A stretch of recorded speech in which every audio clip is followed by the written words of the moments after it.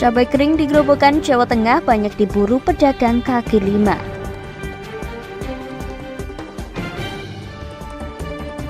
Kekeringan semakin meluas, seluruh kecamatan di Kota Rembang terdampak.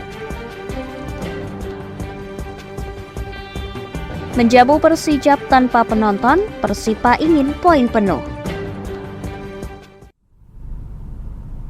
Selamat sore pemirsa, bersama saya Puji Lestari, inilah Jateng hari ini.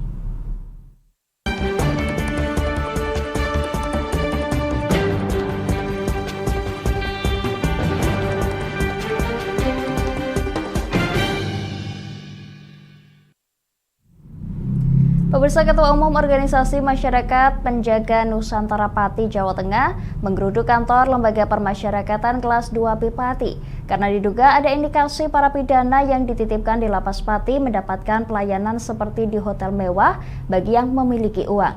Namun setelah diklarifikasi, pihak lapas membantah tak ada perlakuan khusus bagi para binaan lapas tersebut.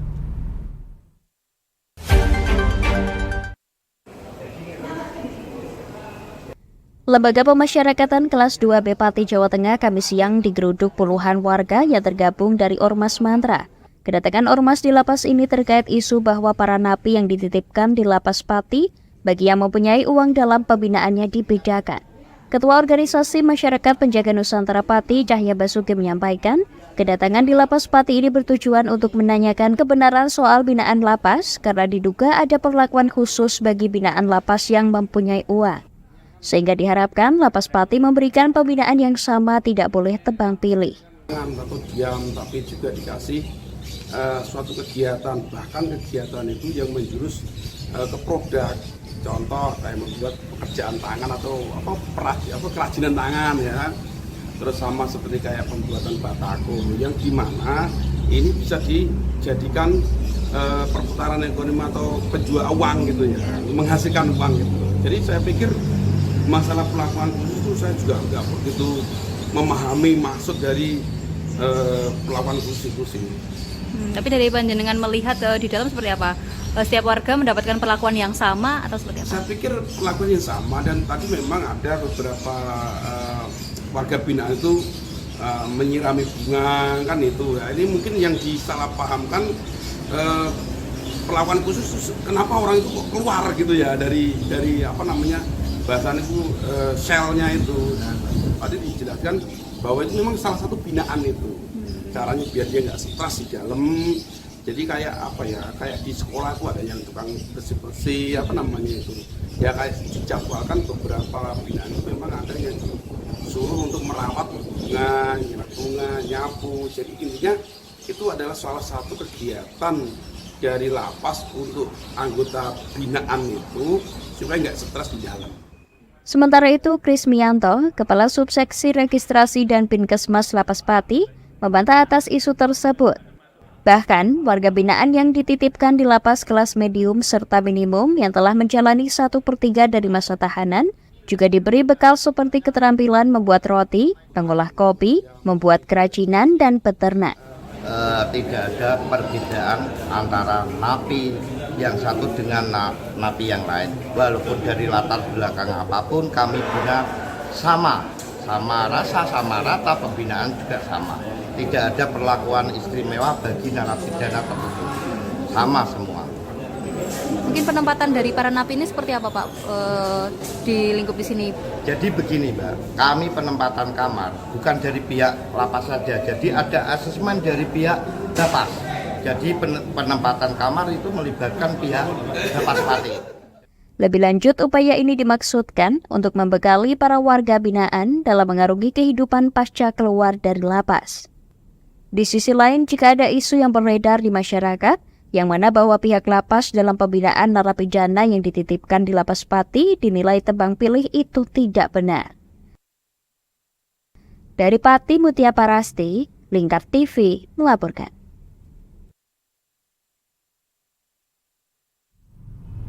Pemirsa, kekeringan terus meluas di Kabupaten Rembang dan saat ini sudah semua kecamatan terkena dampak kekeringan. Dari sebelumnya hanya Kecamatan Sale yang belum terdampak, selang beberapa minggu kemudian semua kecamatan sudah terkena dampak dari kekeringan.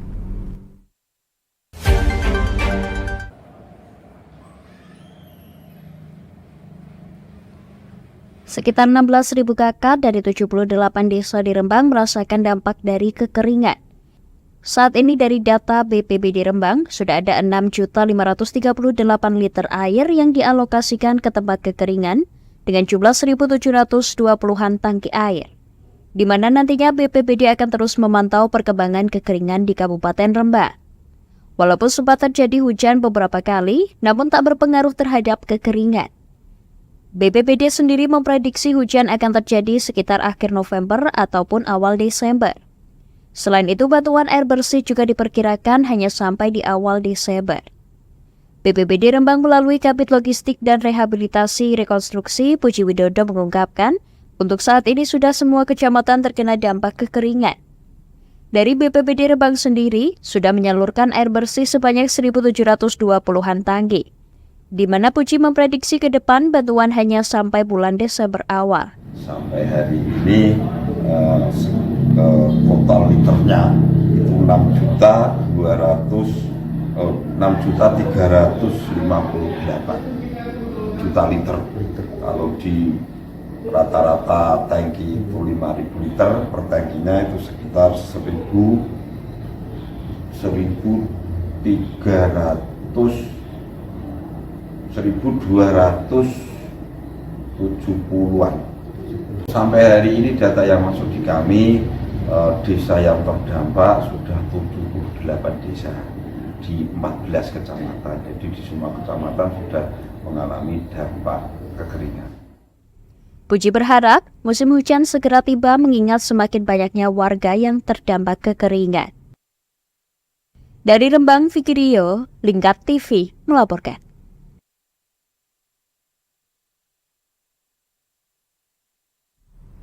Pemirsa, kami akan jeda sejenak, tetap bersama kami di Jateng hari ini.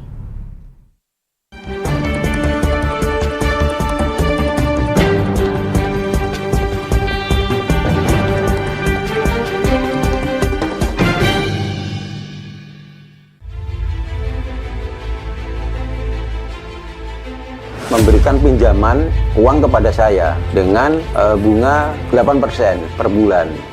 Membedah opini narasumber, menggali lebih dalam untuk mendapatkan perspektif baru yang lebih faktual. Masalahnya, nota perbaikan kapal itu semua ada di saya. Kenapa Tomo bisa menunjukkan? Demi mendapatkan informasi yang solutif dan terpercaya dalam Bedah Opini. Setiap Rabu jam 11 siang hanya di Lingkar TV.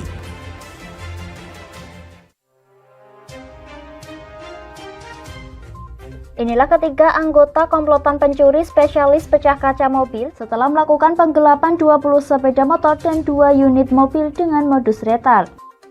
Merangkum semua peristiwa sebagai berita yang penuh fakta.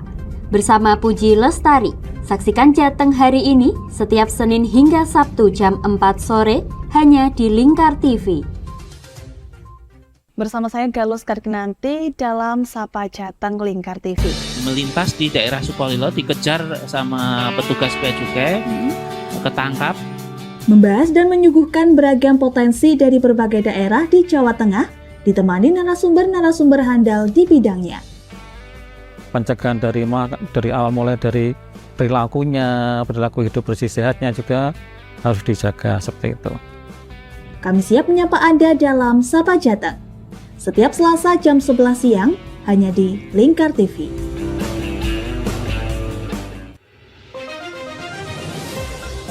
Modus kedua pelaku ini berpura-pura kehabisan bahan bakar kendaraan. Setelah pelaku dibantu, mereka kemudian melakukan kekerasan dan mengambil paksa sepeda motor korban. Saat tiba di lapangan terbang Okbab, rombongan langsung dihadang 5 orang yang mengaku sebagai anggota KKB. Yakni melakukan bujuk rayu kepada korban yang merupakan santriwati pada momen kegiatan belajar mengajar khusus.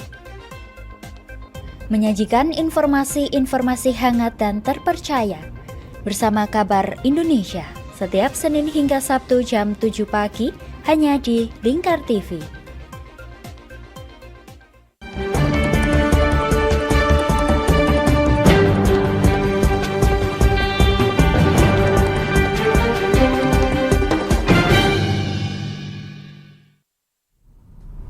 Anda masih menyaksikan Jateng hari ini pemirsa. Mahalnya cabai basah membuat sebagian masyarakat, khususnya para pedagang kaki lima memilih cabai kering untuk membuat sambal. Memasuki pekan pertama November ini, harga sejumlah komoditas pangan masih terus merangkak. Cabai segar masih menjadi komoditas utama yang mengalami kenaikan harga.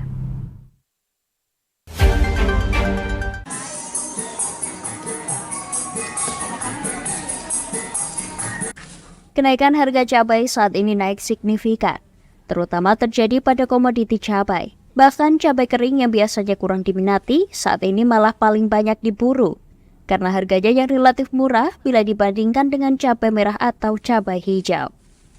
Di Pasar Induk Purwodadi misalnya, cabai kering ataupun cabai yang busuk banyak dicari. Warga mengaku terpaksa menggunakan cabai kering ini karena sudah tidak mampu lagi membeli cabai biasa ataupun cabai rawit yang harganya mencapai Rp80.000 per kilogramnya. Untuk harga cabai kering sendiri hanya Rp55.000 per kilogram. Lombok kering. Kenapa Mbak ditimbang Mbak dibungkus Mbak? Ya nanti kan buat itu makanan bakso bledek atau makanan semua itu loh. Yang beli lombok basah itu kan mahal. Sekarang keringnya bisa dibuat makanan-makanan sambel-sambel gitu. Banyak Mbak yang beli Mbak lombok kering Mbak? Dalam? Cabai kering banyak yang belinya? Banyak. Cabai merah Mas, cabai merah asal 65 jadi 70.000. Lombok ini setan jadi asalnya 70 jadi 80.000. Semua naik Mas, cabai sayuran naik semua. Udah hampir 1 bulan Mas. Akibatnya apa Mbak? Ya mungkin itu Mas kemarau panjang, mungkin itu semua sayuran kan tidak begitu bagus tandurannya kalau kemarau panjang. Dari harga normal semuanya naik sih. Mbak, dengan harga yang naik seperti ini gimana Mbak? Sekarang belinya jadi sedikit-sedikit. Ini dikonsumsi sendiri atau dijual lagi Mbak? Ya dikonsumsi sendiri buat masak. Oh, masak Mbak. Mbak, harapannya apa Mbak dengan kenaikan ini Mbak? Ya harapannya gimana Mbak? Semoga harga cepat stabil. Selain kenaikan harga cabai, sayuran juga mengalami kenaikan di musim kemarau ini. Para pedagang pun berharap agar pemerintah segera turun tangan untuk mengatasi kenaikan harga sayuran dan cabai saat ini. Dari Grobogan, Eko Agung Suryanto, Lingkar TV, melaporkan. Pemirsa, Badan Perencanaan Pembangunan Nasional Bappenas mengunjungi petani garam di Rembang pada Kamis siang. Salah satu yang menjadi perhatian dari Bappenas yakni semakin minimnya generasi penerus petani garam di kabupaten tersebut.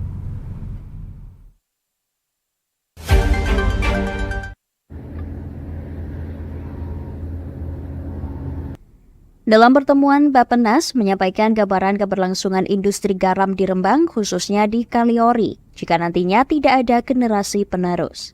Padahal menurut Bappenas, dengan hadirnya anak-anak muda, khususnya petani garam, kedepannya akan maju serta lebih banyak inovasi.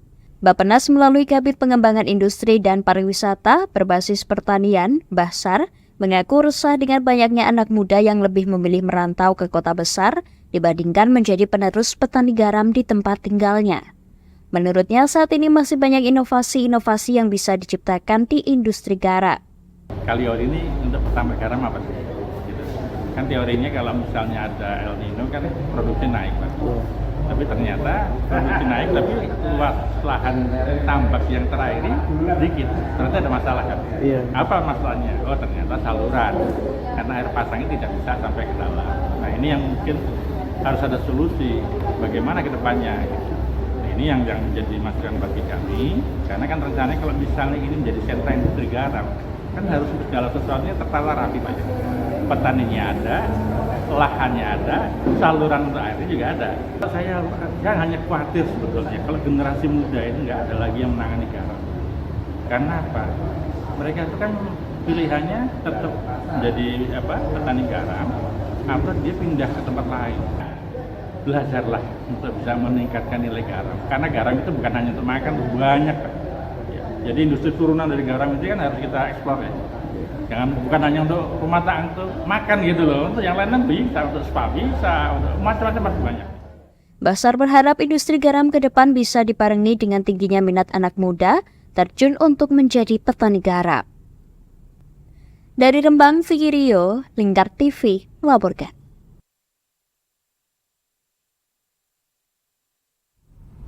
Pemirsa, kami akan kembali setelah jeda pariwara berikut ini. Tetap bersama kami di Jateng hari ini.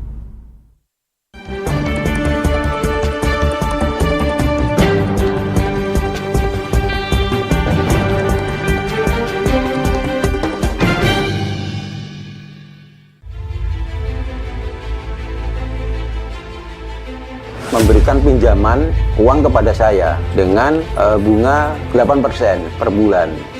Membedah opini narasumber, menggali lebih dalam untuk mendapatkan perspektif baru yang lebih faktual.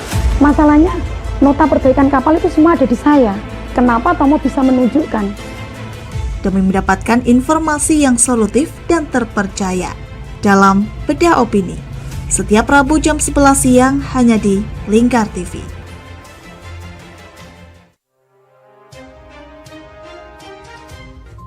Inilah ketiga anggota komplotan pencuri spesialis pecah kaca mobil setelah melakukan penggelapan 20 sepeda motor dan 2 unit mobil dengan modus retal. Merangkum semua peristiwa sebagai berita yang penuh fakta. Bersama Puji Lestari, saksikan Jateng hari ini setiap Senin hingga Sabtu jam 4 sore hanya di Lingkar TV. Bersama saya Galus Karginanti dalam Sapa Jateng Lingkar TV. Melintas di daerah Sukolilo dikejar sama petugas bea cukai, ketangkap. Membahas dan menyuguhkan beragam potensi dari berbagai daerah di Jawa Tengah, ditemani narasumber-narasumber handal di bidangnya. Pencegahan dari awal mulai dari perilakunya, perilaku hidup bersih sehatnya juga harus dijaga seperti itu. Kami siap menyapa Anda dalam Sapa Jateng. Setiap Selasa jam 11 siang hanya di Lingkar TV.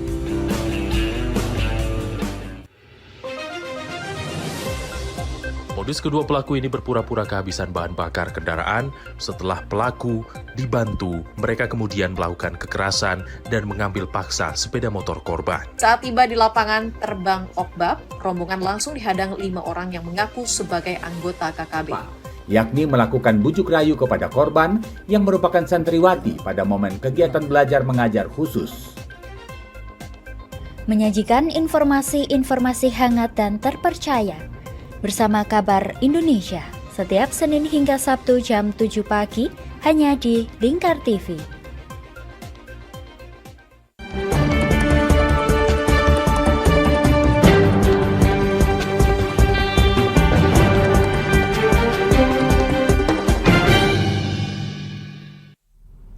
Anda masih menyaksikan Jateng hari ini, pemirsa. Melanggar aturan pemasangan alat peraga sosialisasi atau APS, Bawaslu Kendal, Jawa Tengah mencopot paksa ribuan baliho dan spanduk. Alat peraga sosialisasi yang dicopot adalah yang mengandung ajakan untuk memilih, sedangkan yang tidak mengandung ajakan tidak dicopot.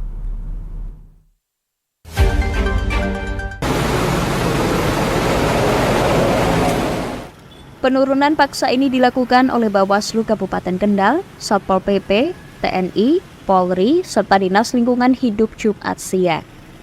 Tidak hanya baliho atau spanduk caleg atau capres-cawapres yang mengandung ajakan memilih, baliho dan spanduk yang dipasang tidak sesuai dengan peraturan daerah juga diturunkan. Ketua Bawaslu Kendal Hevi Indah Oktaria mengatakan pencopotan alat peraga sosialisasi ini dilakukan dengan serentak. Bawaslu membagi 4 tim yang menyisir seluruh wilayah di Kendal dengan sasaran alat peraga sosialisasi yang menyalahi aturan. Alat peraga sosialisasi atau APS diatur dalam PKPU nomor 15 tahun 2023 dan Surat Edaran Bawaslu Republik Indonesia nomor 43 tahun 2023. Alat sosialisasi yang diturunkan adalah yang mencantumkan ajakan untuk memilih atau mencoblos. Ada gambar baku di nomor peserta caleg, ataupun kalimat mohon doa restu dan dukungan untuk memilih. Pihaknya mengaku masih banyak ditemukan alat peraga sosialisasi yang ada unsur kampanye untuk memilih atau mencoblos. Dan tidak sesuai dengan surat Ketua Bawaslu nomor 74 dan Perda untuk Kabupaten Kendal. Jadi untuk alat peraga sosialisasi sebenarnya masih diperbolehkan asalkan tidak ada unsur ajakan atau kemudian ada kata-kata simbol untuk ajakan seperti paku misalnya, atau mohon restu, atau kemudian ada ayo coblos begitu yang mengarah pada unsur ajakan. Nah, Bawaslu sebelumnya juga sudah melakukan koordinasi dengan partai politik di hari Senin kemarin, kemudian kita berikan waktu 3 hari kepada partai politik untuk bisa menertibkan alat peraga masing-masing.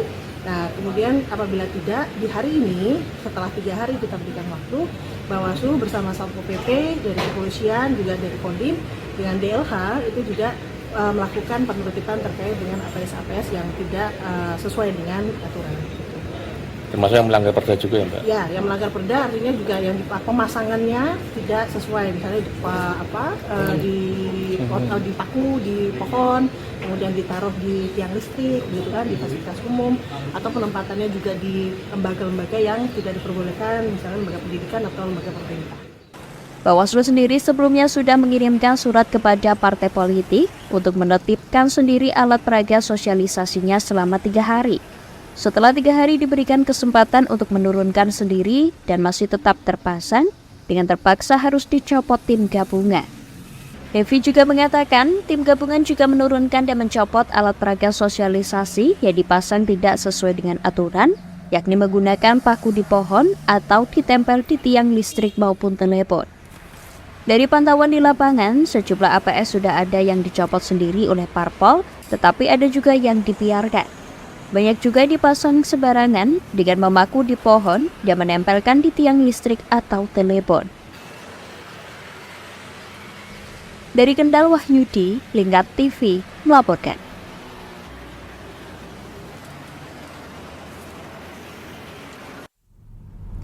Pemirsa, jalan alternatif penghubung Sojo Merto hingga Curug Sewu sudah selesai dibangun.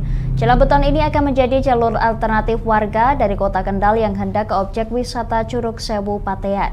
Yang menarik dari jalur ini yakni adanya pemandangan sepanjang jalan, mulai dari Sojo Merto hingga ke Kalices yang melintasi perbukitan layaknya jalan tol Kahyangan Pelantungan.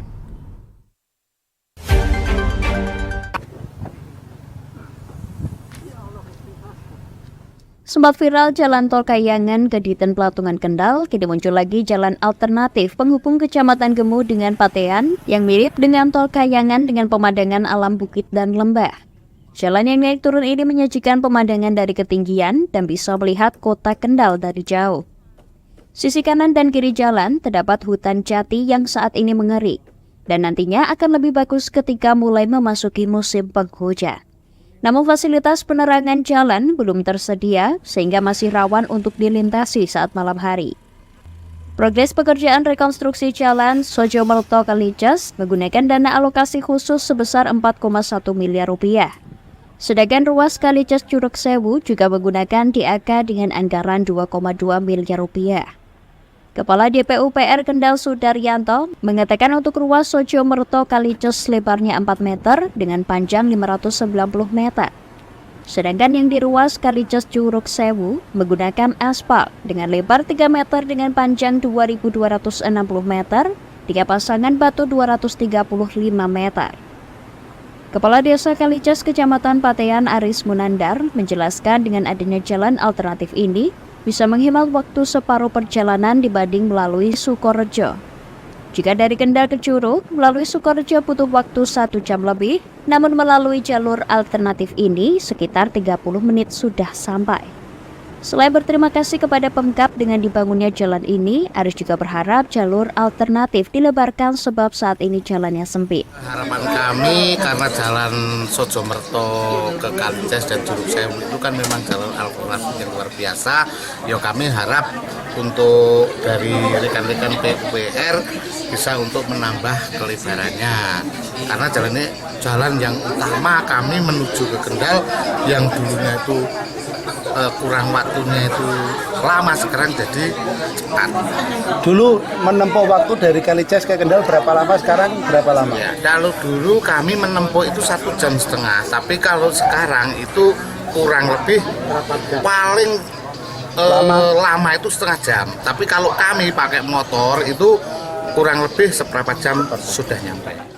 Sementara itu, Bupati Kendal Diko M. Ganinduto mengatakan akses baru ini mempermudah masyarakat melakukan mobilitas baik jasa, pertanian, perdagangan, pendidikan hingga wisata.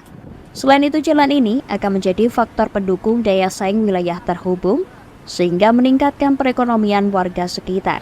Salah satunya yang tadi yang satunya lagi kita sekali putih itu sudah kita kerjakan sebagian, tapi masih ada kurang lebih sekitar 800 meter lagi yang akan kita selesaikan. Mudah-mudahan bisa diselesaikan di 2024. Terus ini juga perbatasan Kendal dengan Kabupaten Temanggung, ini juga mau kita selesaikan. Udah mulai menggunakan dana impres juga, dan totalnya kalau sampai hari ini kurang lebih sudah sekitar 90% jalan kabupaten yang mantap. Jalan Sojoberto Kalices dan Kalices Curug Sewu masuk dalam 13% jalan rusak di Kabupaten Kendal. Perbaikan jalan rusak sebagian akan diselesaikan di tahun 2023 dan berharap di tahun 2024 nantinya jalan yang rusak bisa diperbaiki 100%. Untuk capaian jalan mantap dalam kategori baik dan sedang di Kabupaten Kendal di tahun 2020 mencapai 82%, tahun 2021 sebesar 88,51% dan tahun 2022 mencapai 89,19%. Dari Kendal, Wahyudi, Lingkar TV melaporkan.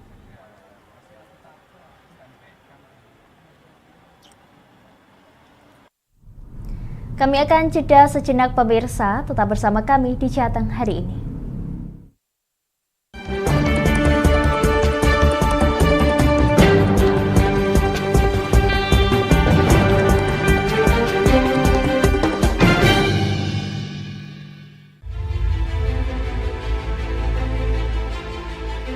Memberikan pinjaman uang kepada saya dengan bunga 8% per bulan. Membedah opini narasumber, menggali lebih dalam untuk mendapatkan perspektif baru yang lebih faktual. Masalahnya, nota perbaikan kapal itu semua ada di saya. Kenapa Tomo bisa menunjukkan? Demi mendapatkan informasi yang solutif dan terpercaya. Dalam Bedah Opini, setiap Rabu jam 11 siang hanya di Lingkar TV.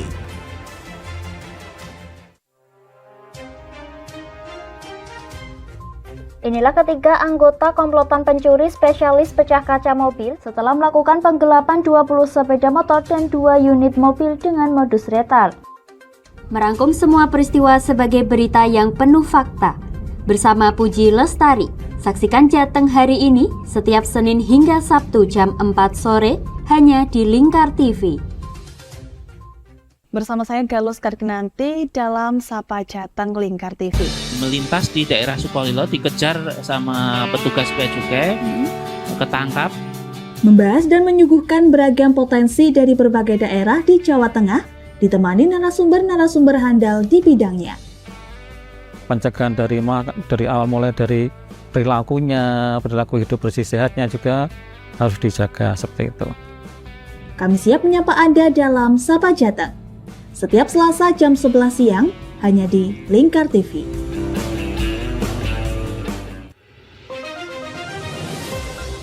Modus kedua pelaku ini berpura-pura kehabisan bahan bakar kendaraan. Setelah pelaku dibantu, mereka kemudian melakukan kekerasan dan mengambil paksa sepeda motor korban. Saat tiba di lapangan terbang Okbab, rombongan langsung dihadang 5 orang yang mengaku sebagai anggota KKB. Yakni melakukan bujuk rayu kepada korban yang merupakan santriwati pada momen kegiatan belajar mengajar khusus. Menyajikan informasi-informasi hangat dan terpercaya bersama Kabar Indonesia setiap Senin hingga Sabtu jam 7 pagi hanya di Lingkar TV.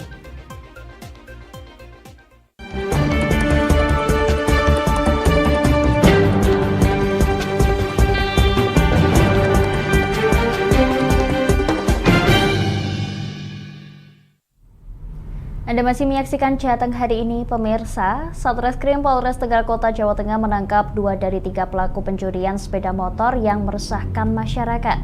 Selain menyita sepeda motor curian, polisi juga menyita sepucuk pistol dan senjata tajam. Sementara seorang pelaku melarikan diri saat ditangkap.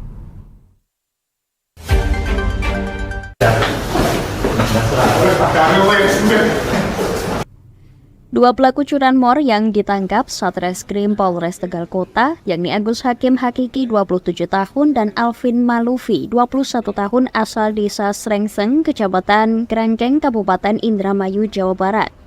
Kedua tersangka merupakan komplotan pelaku curanmor yang beranggotakan 8 orang. 6 tersangka lain saat ini berstatus DPO, mereka berinisial E, R, A, K, B, dan S. Komplotan curanmor dari Indramayu tersebut sudah melakukan aksinya di 7 titik di Kota Tegal. Dalam melancarkan aksinya, pelaku membawa senjata api pistol jenis FN berisikan peluru kaliber 9 mm dan sebilah pisau sangkur. Kedua tersangka ditangkap saat sedang melancarkan aksinya di Rumah Kos Sejahtera 1, Jalan Sangir 2, Kelurahan Mintaragen. Kedua tersangka ditangkap saat sedang melancarkan aksinya di Rumah Kos Sejahtera 1, Jalan Sangir 2, Kelurahan Mintaragen, Kecamatan Tegal Timur, Kota Tegal pukul 3:30 Rabu 8 November 2023.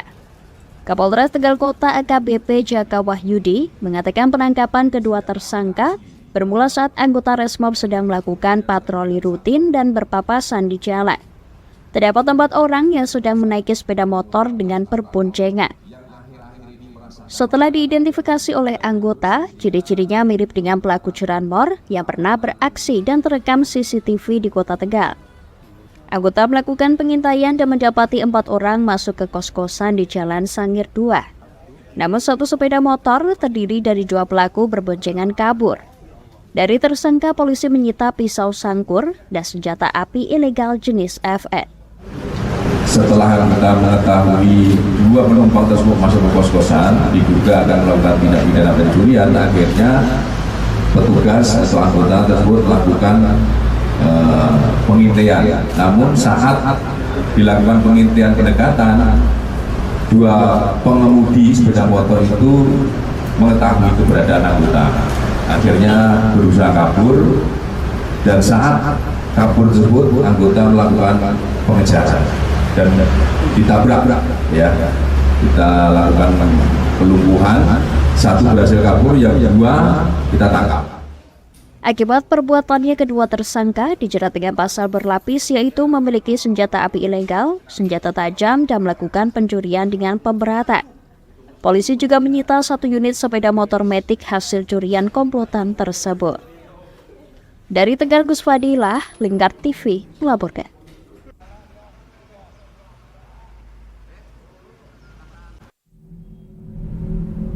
Pemirsa, imbas kejadian 15 Oktober lalu, pertandingan di laga kandang Persipa melawan Deltras FC harus digelar tanpa penonton. Kendati demikian, Persipa Pati tetap optimis mampu meraih 3 poin penuh.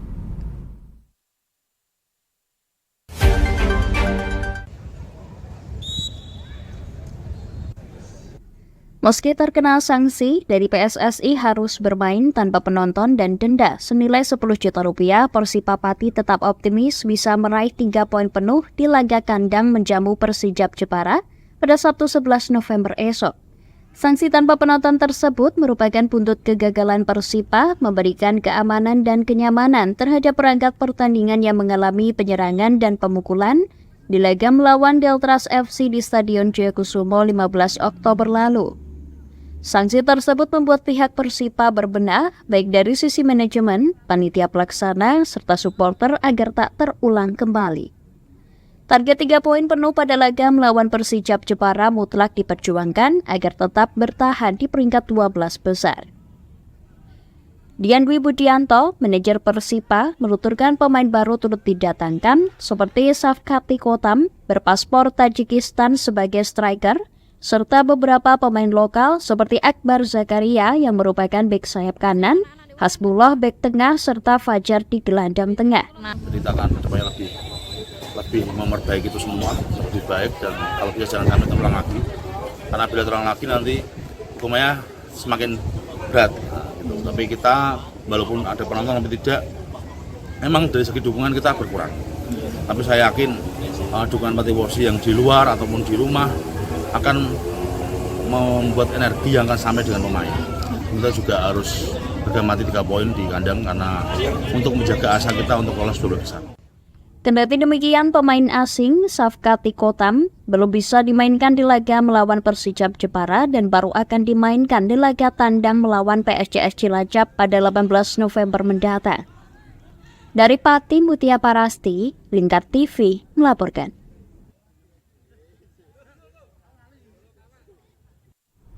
Pemirsa, bagi Anda yang ketinggalan update berita Jateng hari ini, kami telah merangkumnya dalam Flash News CHI berikut ini.